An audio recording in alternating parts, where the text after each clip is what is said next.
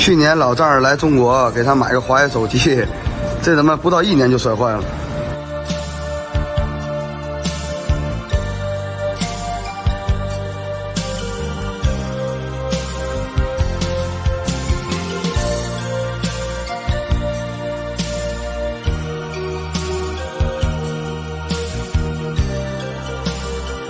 不到1小时就搞定了，让他们感受一下中国速度。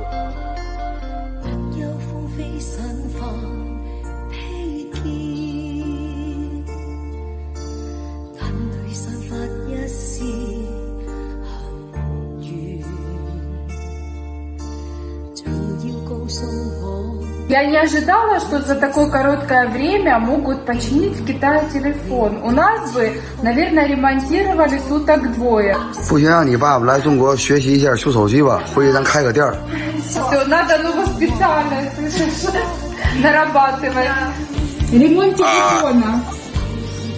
Да, сколько? Говорит,多少?花了1000来块钱吧。Около 10 тысяч.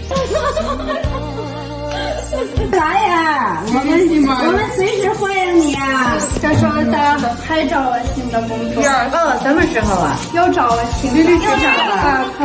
哦，快歇一段时间吧，看我劲儿来，看我孙子来。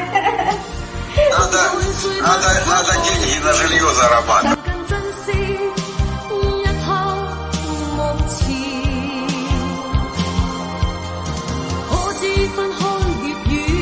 世界上最难申请是中国绿卡。老公，我签证还有2周就到期了。让我们看看2年前的你是什么样子。哎，你看看。哇，那个时候是重量级啊。对，那时候没小孩在肚子里了，那时候还不是2个孩子的妈妈。这2年发生了多少变化？对。我记得上一次给了我们是一个2年的签证。对。这一次希望能给我们一个时间更长的签证。先去拍一个签证的照片。哎呀，这是什么造型啊？每次来都要填写一个申请表。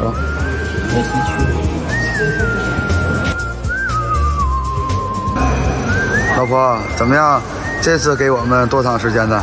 还是2年的。怎么还是2年的呢？咱们说了，等我60岁之后，我有资格申请3级以上的。60岁以后，60岁以后我都退休了。哎呀，你知道多难？咱们还说了，再等2年。我们结婚满5年以后，就有资格能申请中国绿卡了。世界上最难申请是中国绿卡。有多难啊？太难了！这1年他们发500站。现在很多外国人来中国生活、工作，特别喜欢，生活很方便，说明中国发展特别好，而且很安全。能拿到中国的绿卡是我一辈子的梦想。祝你梦想成真。